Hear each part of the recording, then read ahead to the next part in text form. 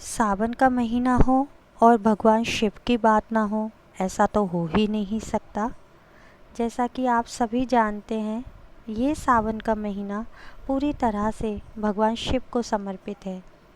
जहाँ एक ओर आप कांवड़ यात्रा का महत्व देखते हैं, जिसमें सभी लोग भगवान शिव को जल अर्पित करते हैं, और वहीं दूसरी तरफ इसी पवित्र महीने में एक और त्यौहार का महत्व होता है, जिसे तीज कहा जाता है, जो महिलाओं के लिए बेहद महत्वपूर्ण और उमंग भरा होता है।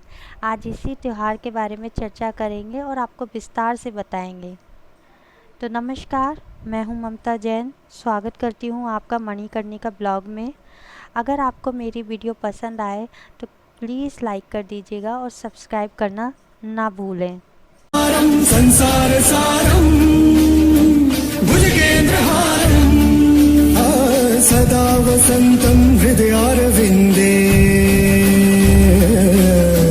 सदा वसंतं हृदयारविन्दे भवं भवानी सहितं नमामि भवं भवानी सहितं नमामि।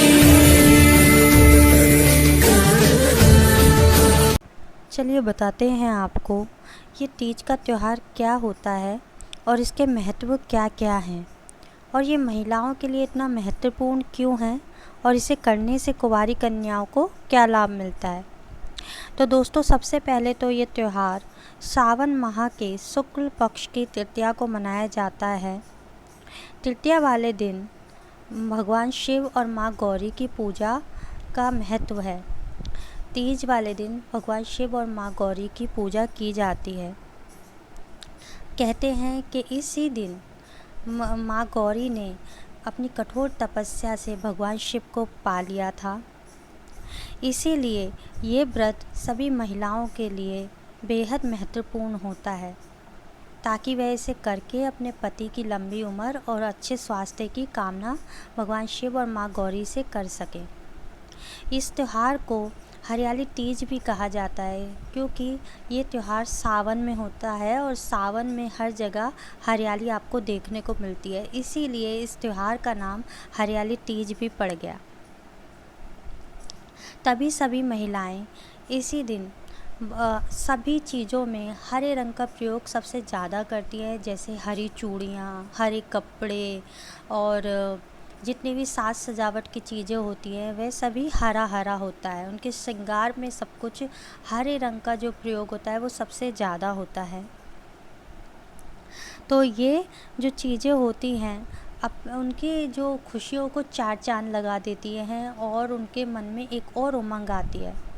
दोस्तों, इसी मौसम में मतलब सावन माह में झूला झूलने की भी एक अपनी परंपरा है, जिसे झूला झूल के आज भी लोगों में उत्सुकता रहती है। तो तीज पर झूला झूलने की भी एक अपनी ही परंपरा है। भवं भवानी सहितं नमामि भवं भवानी सहितं नमामि।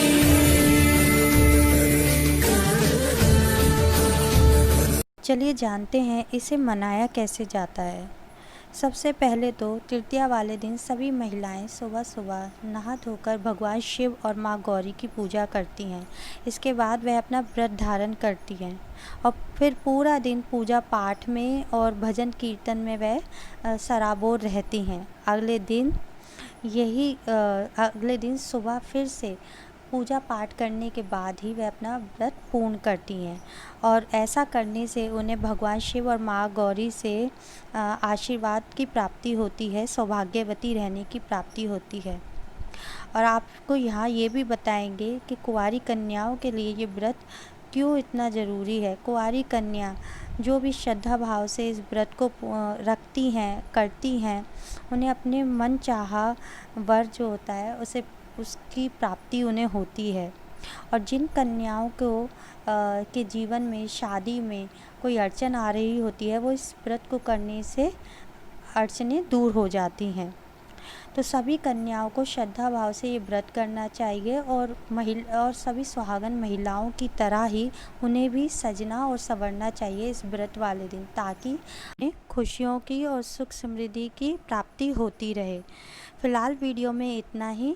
आपको अगर ये वीडियो पसंद आया हो दोस्तों तो प्लीज़ लाइक और सब्सक्राइब करना ना भूलें, और कमेंट बॉक्स में मुझे बताएं कि आपको ये वीडियो कैसी लगी।